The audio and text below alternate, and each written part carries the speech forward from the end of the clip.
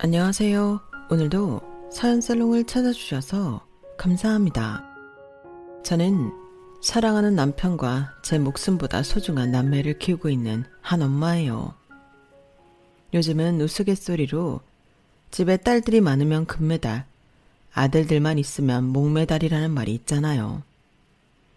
남아 선호 사상이 심했던 예전과 달리 지금은 딸을 원하는 사람들이 더 많아졌다는 이야기인데요. 저희 시댁, 정확히는 시어머니가 반대로 아들을 원해도 너무 원해서 저질렀던 만행들을 여러분께 들려드리고 싶네요. 저와 남편은 연애 결혼을 했어요. 연애만 3년을 했지만 싸운 적이 거의 없을 정도로 서로 사랑하는 예쁜 커플이었죠. 저나 남편은 서로에게 마지막 사랑이 되기를 바랬고 그렇게 결혼을 하게 되었어요. 결혼 후에도 행복한 신혼 생활이 계속되었고 그동안 둘만의 시간을 너무 즐기고 싶었어요. 하지만 그때부터 시어머니의 은근한 압박이 시작되었어요. 현영아, 너희 결혼한 지 얼마나 됐지? 4개월 정도 됐어요. 그래, 그렇구나. 슬슬 준비는 하고 있는 거지? 준비요? 무슨 준비요? 결혼을 했으면 애를 가져야지. 아, 저희 신혼 시간을 좀 더 갖다가 임신할까 했는데. 신혼 즐기는 거 그거 다 의미 없다. 애 태어나면 신혼 재밌다는 얘기 쏙 들어갈걸? 아, 네. 보은이랑 얘기해서 얼른 임신 준비해. 나도 이제 할머니 소리 듣고 싶어. 내 친구들 만나기만 하면 손주들 사진 자랑하느라 얼마나 난리라고. 네, 보은 씨랑 조금 더 이야기해 볼게요. 처음에는 정말 아이를 좋아하시고 빨리 손주를 안고 싶으신가 보다 하고 이해하려 했는데 그 압박 횟수나 정도가 갈수록 부담스러워졌어요. 보은 씨, 오늘 어머님한테 또 전화 왔었어. 또 얘기하셔? 뭐 한 달에 한 번씩 꼬박꼬박 임신 됐냐 안 됐냐 여쭤보시니까 뭔가 민망하기도 하고 좀 부담스럽기도 하고 그래. 내가 엄마한테 제발 그런 전화 하지 말라고 지난번에도 그 난리를 쳤는데 내 말을 그냥 귓등으로 들으시는 건가? 이제는 이번 달 배란 일이 언제냐까지 챙기신다니까? 미안해 현영아. 내가 엄마한테 다시 한번 이야기할게.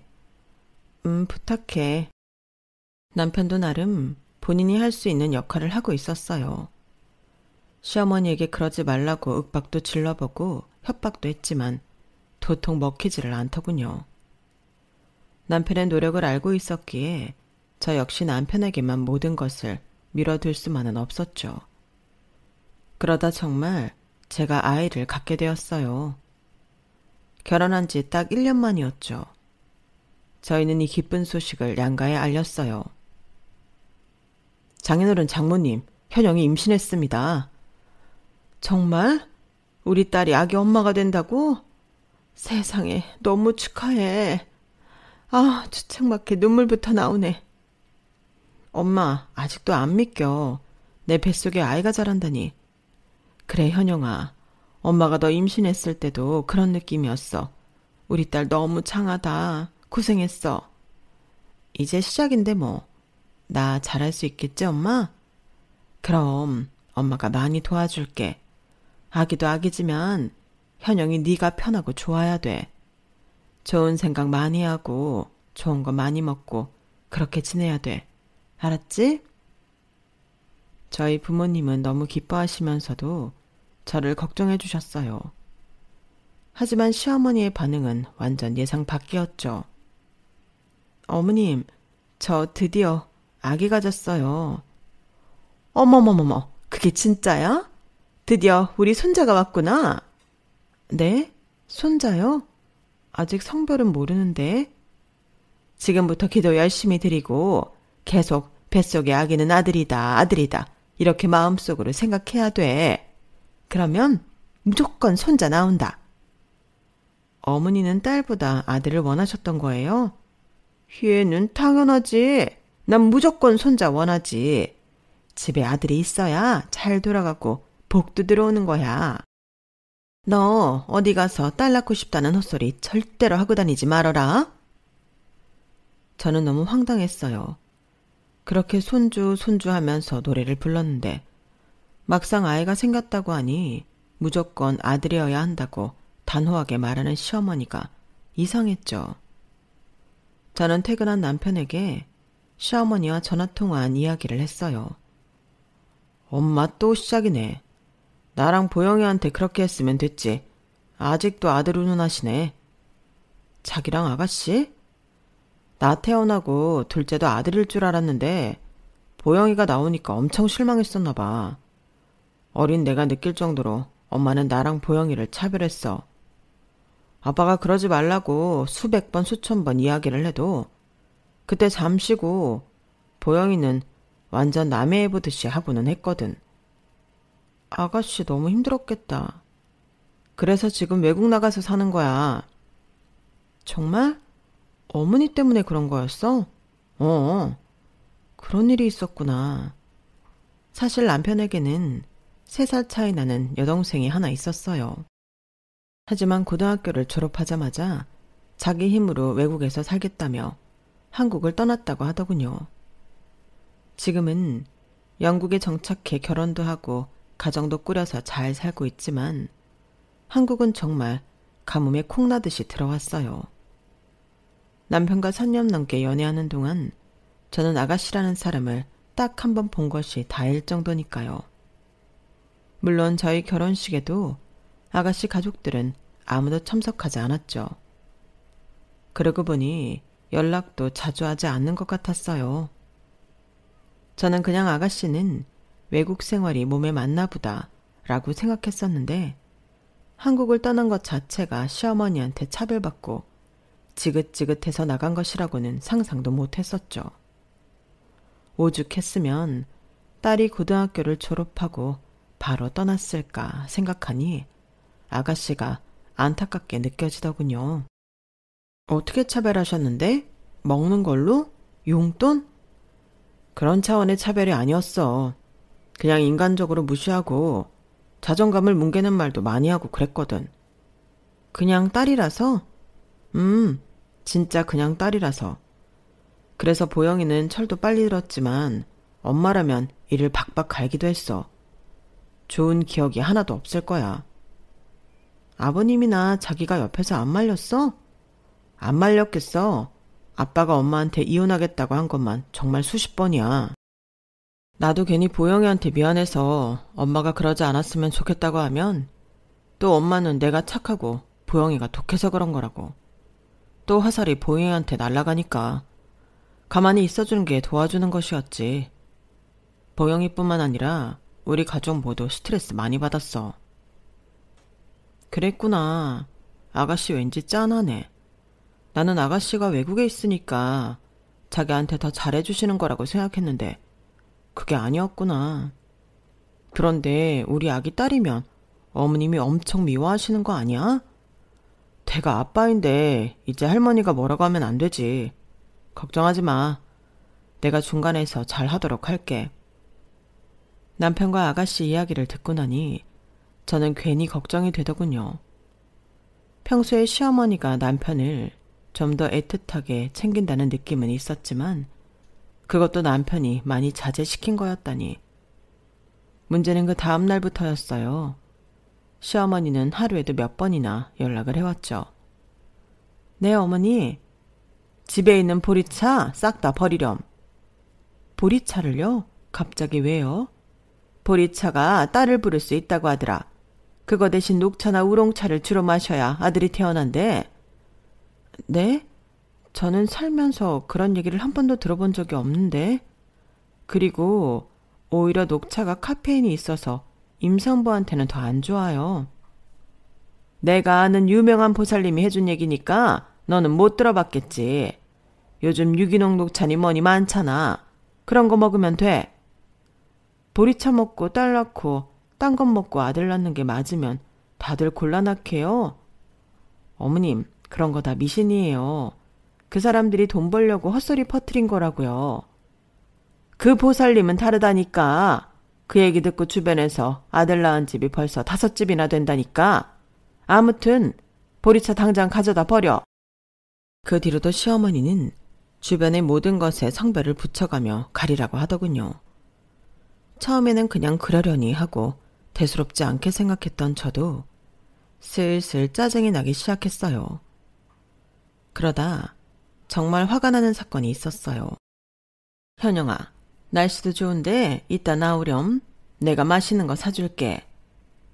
솔직히 시어머니와 밥 먹으면서 또 아들 이야기를 내내 들을 거라고 생각하니 벌써 체한 느낌이었지만 이미 그전부터 몇 번이나 식사 약속을 거절한 상태여서 그날은 어쩔 수 없이 나가게 되었어요. 현영아, 이것도 좀 먹어봐. 너무 맛있다. 네, 어머님 많이 드세요. 그날따라 요리를 제 접시에 올려주며 친절하게 대하는 시어머니가 좀 낯설었어요. 우리 밥 다 먹었으니까 산책을 좀 할까? 네. 시어머니가 이끄는 길로 산책을 하고 있었는데 갑자기 어느 건물 안으로 같이 좀 들어가자고 하더군요. 여기요? 여기는 왜요? 얘는 젊은 애가 뭐 이렇게 의심이 많어. 그냥 좀 같이 들어가 봐. 시어머니 손에 이끌려 어쩔 수 없이 들어간 그곳은 바로 무속인집이었어요. 저는 어안이 벙벙해져 제가 왜 여기에 있는지 모르겠더군요. 여기 앉아봐. 우리 보살님이 하실 말씀이 있다셔. 얼굴을 알아보기 힘들 정도로 진한 화장을 한 무속인은 제 배를 한참 뚫어져라 쳐다보더니 말했어요. 기집애야. 네? 기집애라고 뱃속에. 날카로운 말투로 할 말을 마친 무속인은 이제 어떻게 할 것이냐는 듯한 의기양양한 표정으로 시어머니를 바라보더군요. 정말이에요? 아, 큰일이네. 이를 어쩜 좋아. 뭐 방법이 없나요, 보살님? 어머님, 도대체 이게 다 무슨... 얘는 가만히 좀 있어. 지금 보살님이 말씀하시려고 하잖니. 순간 제 뱃속에 아이 성별이 딸이라는 것을 안 시어머니는 방금 음식을 제 밥 위에 올려주던 그 사람과는 완전히 다른 사람이 되어 있었어요. 방법이야 있지. 신령님한테 열심히 기도해야지. 정말 열심히 기도하면 아들로 바꿀 수 있나요? 거기가 백날 기도해 봤자지. 내가 해야 신령님이 들어주시지. 보살님 제발 부탁드립니다. 돈이야 제가 어떻게든 마련해 올 테니 제발 우리 손자가 뭐 하나 달고 무사히만 태어나게 해주세요. 제발. 저는 옆에서 보고 있자니 정말 토할 것 같았어요. 종교도 없다던 시어머니가 갑자기 이런 곳에 빠져서 저 무속인 말만 믿고 돈을 가져다 주려고 하다니 기가 막히다 못해 화까지 다 나더군요. 어머니, 죄송하지만 저 먼저 가볼게요. 저는 자리를 박차고 일어났어요. 예, 현영아. 잠깐만 내 얘기 좀 들어봐. 신발도 못 신고 방에서 뛰쳐나온 시어머니는 제 팔을 힘겹게 잡고 얘기했어요. 저분이 신기가 진짜 엄청난 분이래. 눈으로 네 배만 보고도 지금 딸이라고 그러잖니. 그런데 저분이 기도발이 또 끝내주게 좋아서 성별을 바꿔달라고 기도해주면 그게 또 100% 바뀐단다. 어머니, 도대체 왜 그러세요? 저 사람 말만 믿고 제 뱃속에 아기가 딸인지 아들인지 어떻게 아냐고요? 아니, 딸이든 아들이든 그게 뭐가 중요한데요? 신도 못 바꾸는 걸 저 사람이 뭐라고 애기 성별을 바꿔준다고 하냐고요? 어머님, 진짜 도대체 왜 그러세요? 성별이 뭐든 저는 그냥 이 애기가 다 소중해요. 제발 그만하세요. 저는 시어머니 앞에서 소리를 질렀어요. 방금 무속인 방에서 보았던 현란한 빛깔의 인테리어와 제 배를 뚫어져라 쳐다본 그 눈빛이 떠나지를 않아 머리가 어지러웠어요. 결국 저는 길 한켠에서 점심에 먹었던 음식을 모조리 토하고 택시에 올라탔어요. 뭔가 아직도 할 말이 많은 듯한 얼굴을 한 시어머니는 제가 너무 힘들어하는 모습에 어쩔 수 없이 택시를 잡아 보내주더군요. 제 전화에 놀라 한 걸음에 달려온 남편에게 오늘 있었던 이야기를 모두 꺼냈고 화가 잔뜩 난 남편은 곧잘 시댁으로 향했어요. 그 후에 남편에게 어떻게 했냐고 묻지는 않았지만 시어머니의 아들 타령은 한동안 잠잠했죠. 그 일이 있고 2주 정도 지난 뒤 집에 택배가 하나씩 도착하기 시작했어요. 신생아 베넷저고리부터 신발, 모자, 모빌, 장난감, 애기 침대, 유모차까지 하루에 몇 개씩 택배 기사분이 저희 집 문을 두드렸어요. 또 어머님이 보내신 거네. 상자들을 열어본 저는 더 한숨이 나왔어요. 아기 용품들이 죄다 파란색, 남색, 밀리터리색 이런 것들 뿐이었거든요. 애기 것인데 이런 색을 일부러 구하려고 해도 못 구하겠네. 저는 투덜거리며 택배 상자들을 다 뜯지도 않고 방 한 구석에 처박아 두었어요. 며칠 뒤 시어머니에게 다시 야금야금 연락이 오더군요. 현영아, 혹시 택배들 갔니? 네. 지난번 일도 내가 미안하고 너희 돈이라도 좀 아끼라고 내가 그냥 알아서 몇 개 사보냈는데 괜찮니? 네. 뭐 그냥 애기들 금방 크니까 별로 못 입고 못 갖고 놀 거야. 너무 비싼 것들 아니니까 부담 갖지 말고 그냥 편하게 쓰다 버려. 네, 그런데 색이 전부 시퍼런둥둥하네요. 내가 그런 푸른 계열색을 좋아하거든. 잠깐씩 쓰는 거니까 색깔 연연해 말고 잘 써. 저는 억지로 고맙다는 말을 하고 전화를 끊었어요. 시어머니는 끝까지 아들이길 바래서 파란색 계열로 샀다는 말을 하지 않더군요. 저는 더 화가 났어요. 그 후로 5개월이 지날 무렵 병원에서 드디어 아기의 성별을 알려주었어요. 축하드려요. 예쁜 공주님이네요. 저와 남편은 둘 다 눈물을 흘리며 좋아했어요. 하지만 갑자기 이 이야기를 들은 시어머니는 어떻게 반응하실까 하는 걱정도 동시에 들더군요. 아니나 다를까 아이가 딸이라는 소리를 듣자마자 시아버지는 너무 좋아하셨어요. 그 반대로 시어머니는 짜증 섞인 목소리로 투덜대더군요. 딸이라니, 내가 얼마나 투자를 했는데. 아, 짜증나. 무슨 투자를 했다는 것인지 당시에는 알지 못했지만 그 후 몇 년이 지난 후에야 알게 된 사실이 있었어요. 시어머니는 결국 거액의 돈을 그 무속인에게 쥐어주고는 기도며 부적이며 할 수 있는 것은 다 했다고 하더군요. 하지만 태어난 것이 딸이라는 것을 알고 따지러 가지기도 전에 그 무속인은 모든 돈을 받고 잠적했고 시어머니도 돈을 떼이고 만 것이에요. 시아버지도 정확히 얼마를 준 건지 알 수 없었다고 하셨지만 제 생각에는 못해도 1,000만 원 단위를 주었던 것 같아요.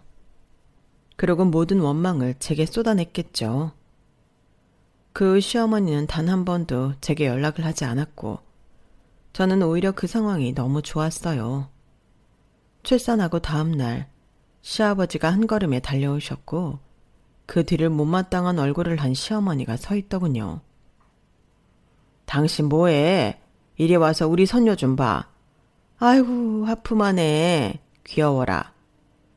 예상은 했지만 시어머니는 정말 애기에게 눈길 한번 주지 않더군요. 괜히 애꿎은 허공만 멀뚱히 응시하고 있었어요. 당신이나 실컷 보고 와요. 난 먼저 갈라니까. 소녀를 마주하고 실실 웃는 시아버지가 못마땅한지 결국 시어머니는 혼자 휑하니 가버렸어요. 그 뒤로도 한동안 저는 시어머니와 따로 연락을 하고 지내지는 않았어요. 시어머니와 다시 연락을 재개한 건 3년 뒤였어요. 첫째 딸 서아를 낳고 제가 둘째를 임신하게 되었거든요. 그동안 저 때문에 남편도 시어머니와 전보다 거리를 두고 지내고 있었어요. 하지만 어쨌든 저의 임신 소식이 거기까지 들어가게 되었죠. 오랜만에 시어머니의 목소리를 들으니 예전 악몽이 떠올랐으나 그래도 최대한 침착하게 통화를 했어요. 그래, 둘째가 졌다면서? 네. 넌 아직도 나한테 그렇게 서운한 게 많니? 내가 뭐 너 해코지한 것도 아니고 다 너 잘 되라고 그런 건데 너도 참. 다 저 잘 되라고 하신 거면서 지금 서아 3살 될 때까지 어떻게 컸는지 궁금하지도 않으세요? 나만 연락 안 한 거니? 너도 뭐 아주 쌩 하고 찬바람 불게 했으면서. 네, 맞아요. 저도 며느리로서 그랬으면 안 됐지만 지금이라도 사과드릴게요. 그래, 우리 이제라도 서로 잘 지내보자. 하지만 저는 시어머니의 속을 어느 정도 알 것 같았어요.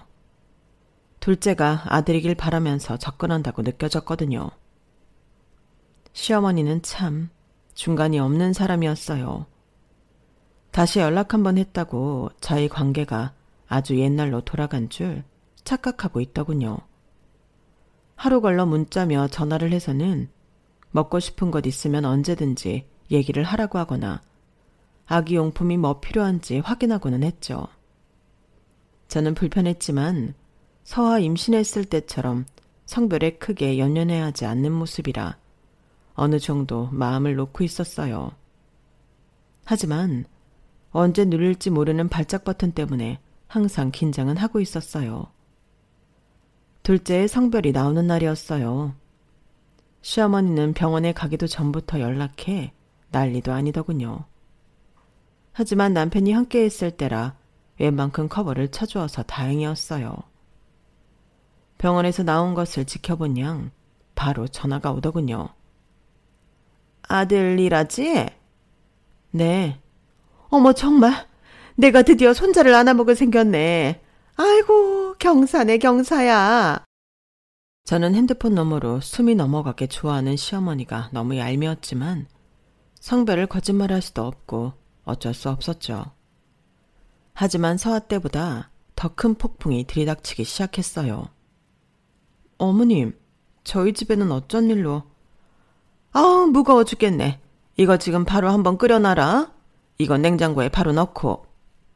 이게 다 뭐예요? 뭐긴 뭐야. 우리 손자한테 좋다는 거 내가 아주 싹 해왔지. 큰 들통과 한눈에 봐도 내용물이 가득가득 들어있는 작은 반찬통들이 여러 개였어요. 이걸 뭘 다 들고 오신 거예요? 무거운 게 됐으니? 우리 귀한 손자님이 오신다는데. 하지만 음식 뚜껑들을 열어본 저는 구역질을 멈출 수가 없었어요. 왜? 냄새가 좀 그런가? 그래도 네가 꾹 참고 먹어야 돼. 이게 아들한테 그렇게 좋은 거란다. 귀해서 쉽게 구하지도 못해. 정체불명의 알 수 없이 문드러진 음식들이 한데 어우러져 아주 고약한 냄새를 집안에 퍼뜨리고 있었어요. 어머니, 이게 뭐예요? 저 냄새 못 맡겠어요. 알아. 역한 거 나도 알아. 그래도 참고 한 숟가락만 먹어봐. 진짜 좋은 것들만 넣었어. 자라탕에 낙지 넣고 한우까지 더한 거야. 무조건 다 먹어야 돼. 약이라고 생각하렴. 네? 자라요? 그걸 어떻게 먹어요? 어떻게 먹기는 내 새끼 잘 큰다는데 똥물이 좋다고 하면 그런 것도 다 받아먹는 게 엄마지.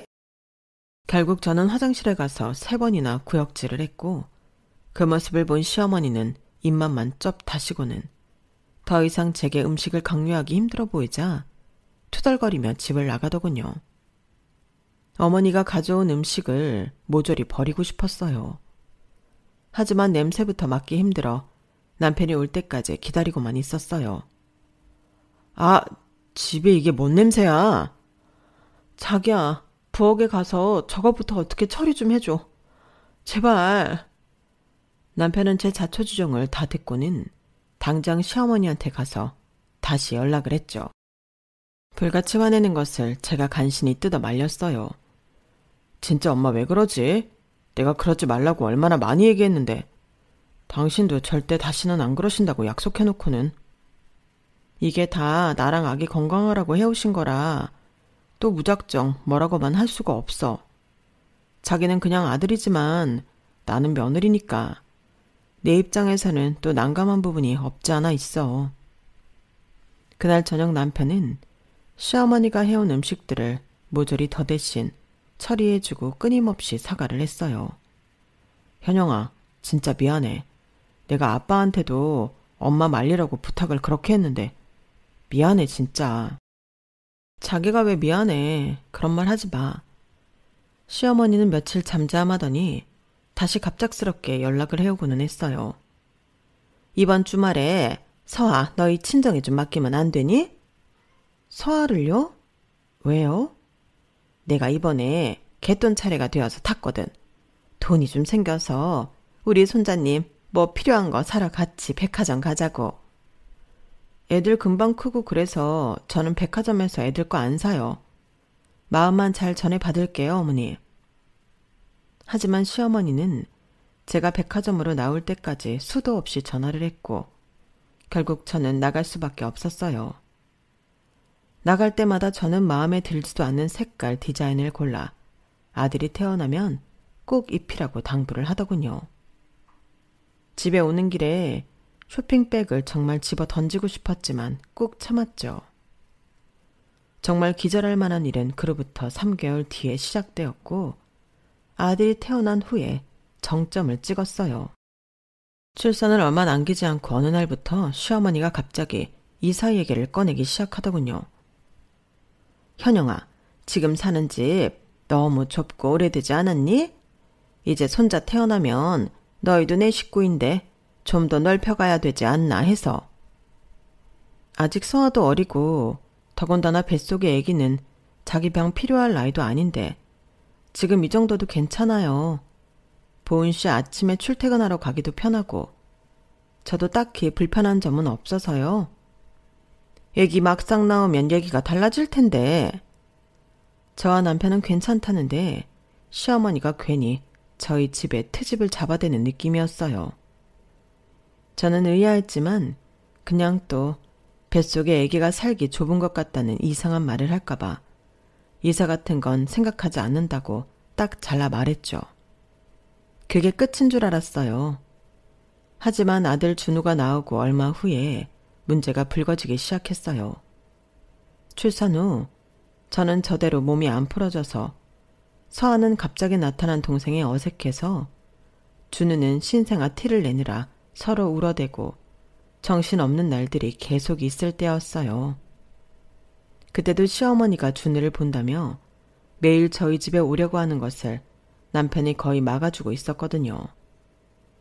하루는 시어머니가 제 앞에 팜플렛을 놓더군요. 어머니, 이게 뭐예요? 너 나한테 고마워서 절이라도 해야 될 거다. 이게 무슨 새 아파트 전단이에요? 이번에 들어서는 아파트. 그런데 이게 왜요? 우리 집 바로 옆에 새로 짓는 거기야. 내가 정말 어렵게 계약하고 왔다. 네? 이사 가시려고요? 우리 두 늙은이가 가긴 어딜 가. 너희가 와야지. 네? 저희가 이사 간다고요? 그래. 준우가 눈에 밟혀서 내가 살 수가 있어야 말이지. 보은이는 맨날 너 힘들다고 집에 작작 찾아오라고 잔소리하잖니. 준우 할애비는 집에서 나만 들들 볶아대지. 그래서 내가 아예 큰맘 먹고 여기 들어서는 아파트 계약했다. 어때?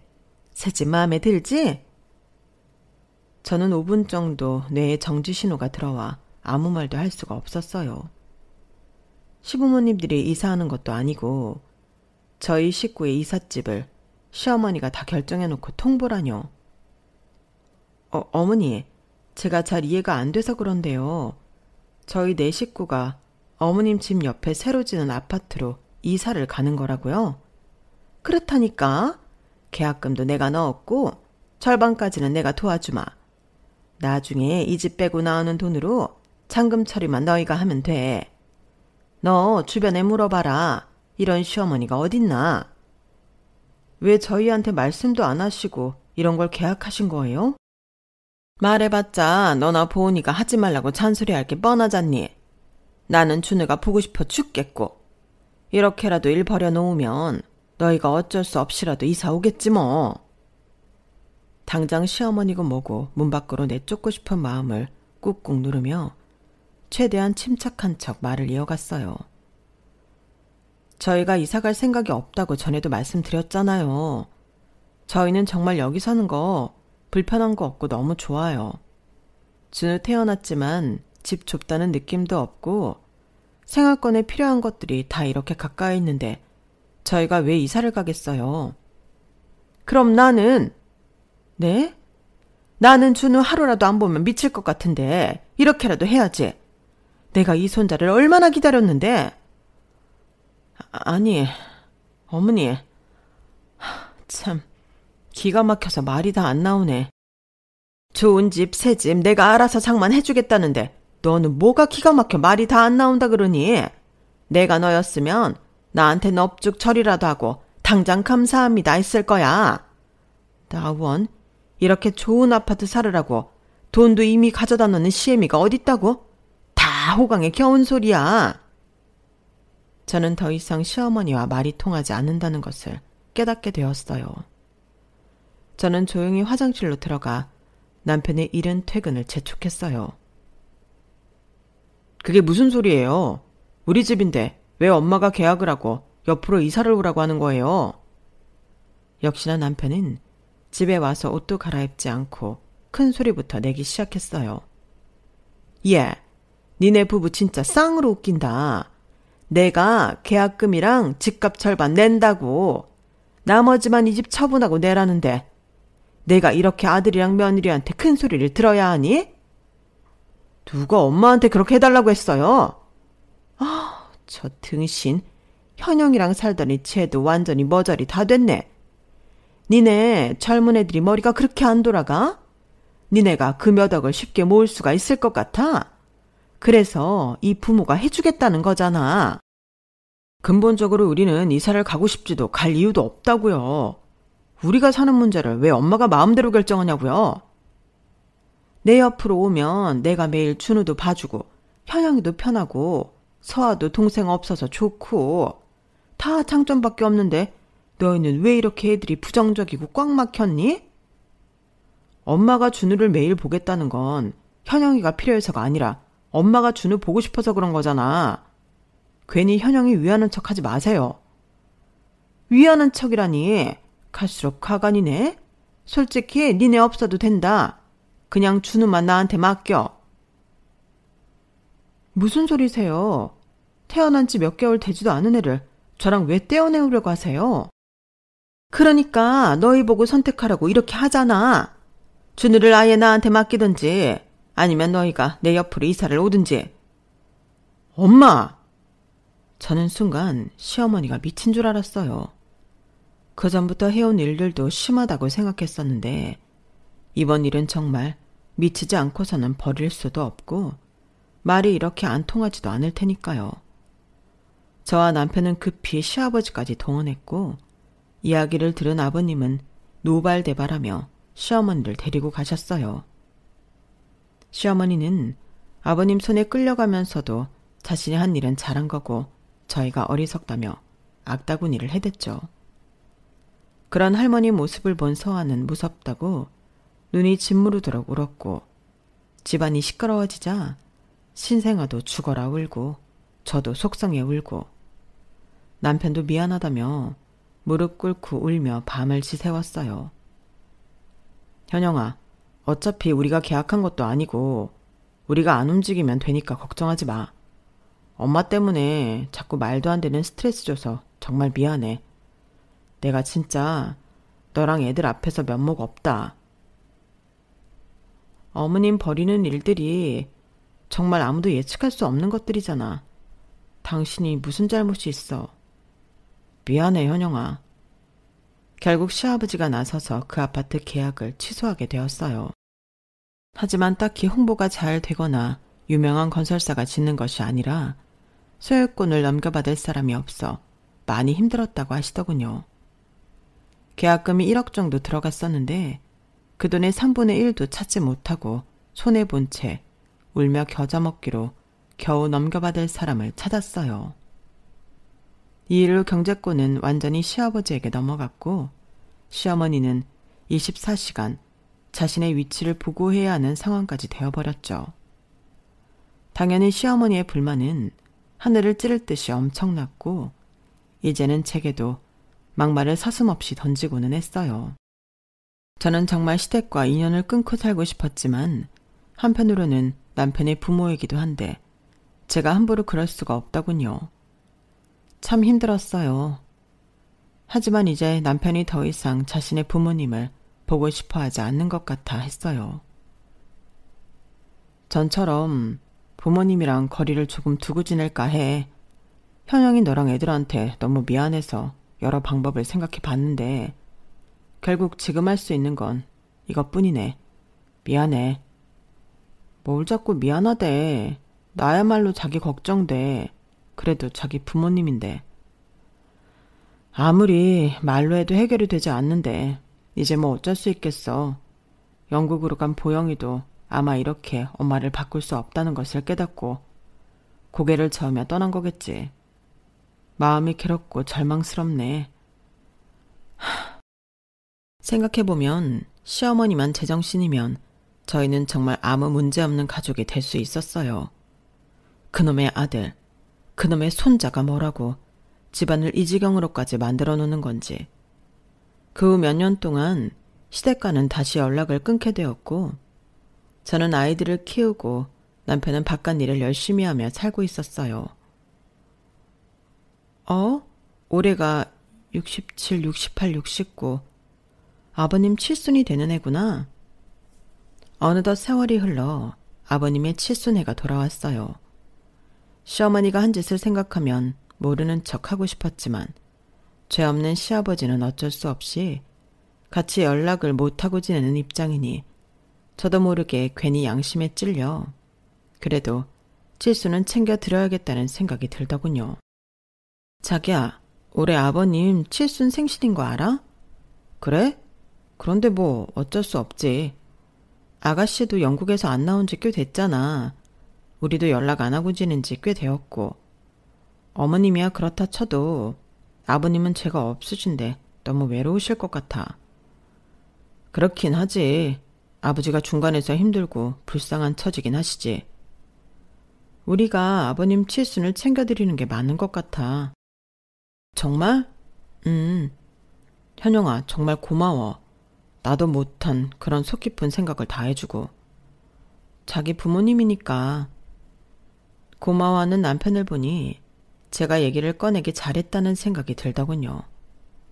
아버님 칠순은 작지만 저희 집에서 단촐하게 하기로 하고 미리 말씀도 드려놨어요.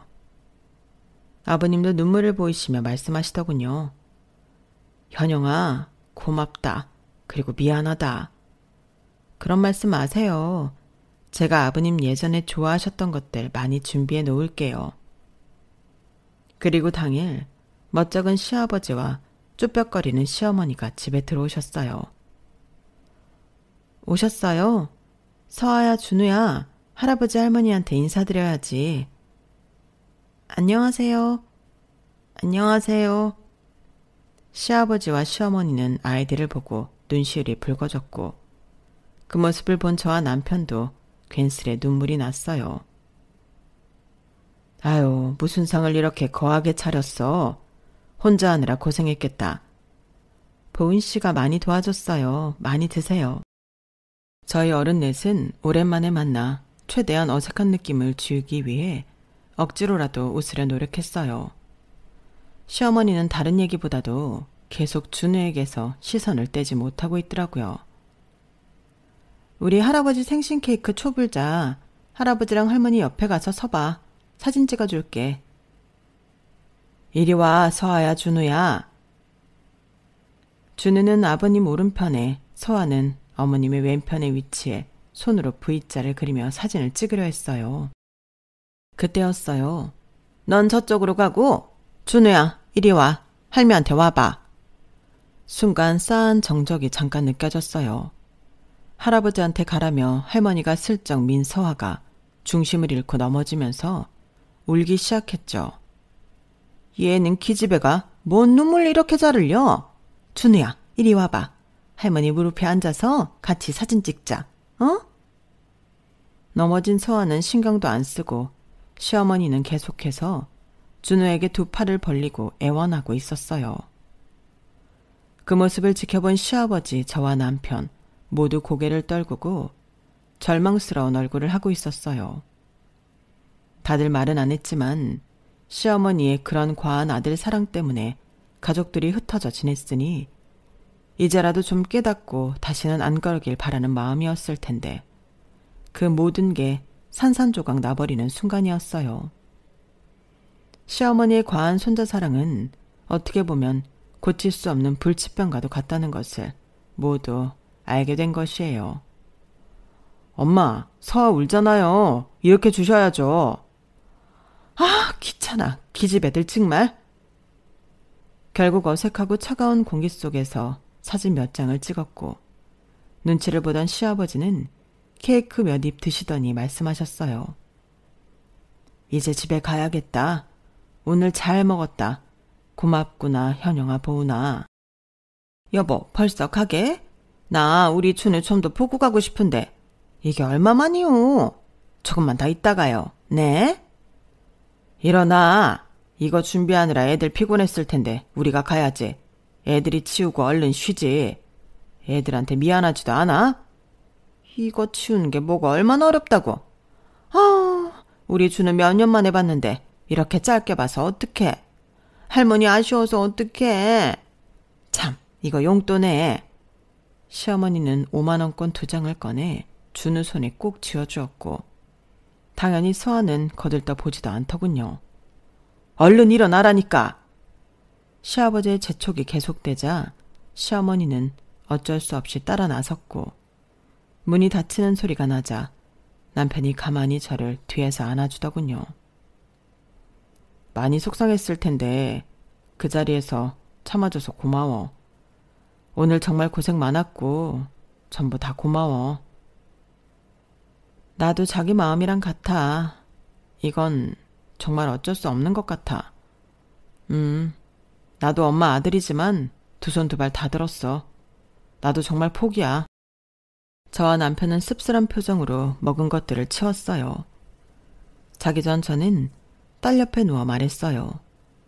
서아야, 아까 많이 서운했지? 할머니? 준우만 좋아해, 할머니는. 아니야, 할머니가 준우만 좋아하는 게 아니라 서아보다 더 어리니까 신경 써서 챙겨줘야 한다고 생각하신 거야. 서아를 미워하시는 게 절대 아니야. 알았지? 그날 밤 아이를 다독거리며 저도 모르게 흐르는 눈물을 훔쳤어요. 일주일 뒤 시아버지에게 연락이 왔어요. 현영아, 나다. 바쁘니? 아버님, 괜찮아요. 말씀하세요. 그동안 내가 너무 수수방관하고 있었던 것 같아 미안하구나. 지난번 너희 집 갔을 때 보니 아무래도 집사람은 고치기 힘들 것 같아. 나도 늙어서 모든 일에 왈가왈부할 힘도 없고 그래서 아예 우리가 다른 곳으로 멀리 갈까 해. 네? 어디로요? 예전 고향으로 돌아가려고 지금 집을 알아보는 중이야. 거기에 친구들도 몇 있고 집사람도 조금 다른 환경에서 살면 나을까 싶어서. 너희한테 미안하구나. 아버님, 저희 때문에 그렇게 멀리 가실 생각이시라면 그러지 마세요. 아니야, 그날 보니까 안 되겠더라. 한 번, 두 번 또 이렇게 연락하고 만나기 시작하면 저 사람 또 옛날부로 튀어나올 테고 이제는 너랑 보은이만 있는 것도 아니잖아. 애들이 상처받아. 나도 이제 도시 생활하기 힘들기도 하고 고향 내려가서 좀 편히 요양하련다. 결국 시아버지는 시어머니를 데리고 먼 고향으로 내려가셨어요. 가기 싫다고 아이처럼 떼쓰는 시어머니 때문에 또 해프닝이 있었지만 결국은 두 분 다 내려가시고 말았죠. 시아버지는 지금 사는 집을 팔아 고향에 좋은 집을 사도 남으니 애들에게 좋은 것 많이 사주라며 제 손에 1억을 쥐어주고 가시더군요. 그리고 마지막으로 정말 미안하다고 사과도 하시면서요. 저랑 남편은 이런 상황이 슬프기도 하면서 안쓰러운 이중적인 마음이 들더군요. 결국은 시어머니의 과한 욕심과 행동들이 가족을 이렇게 떼어놓게 만들었다고 생각하니 너무 슬프지만 한편으로는 딸이나 아들이 상처받지 않아도 되니 안심도 됐다고나 할까요. 다행히 지금은 아이들도 건강하고 밝게 자라고 남편과 저도 각자의 위치에서 최선을 다하며 잘 살고 있답니다. 언젠가는 편하게 웃는 얼굴로 시부모님을 뵐 수 있기를 바라면서 글을 마칠게요. 들어주셔서 감사합니다. 모두들 건강하시고 항상 행복하세요. 여러분, 사연 댓글에 응원과 현명한 조언 부탁드려요. 좋아요와 구독은 저에게 큰 힘이 됩니다. 오늘도 좋은 일 가득하세요.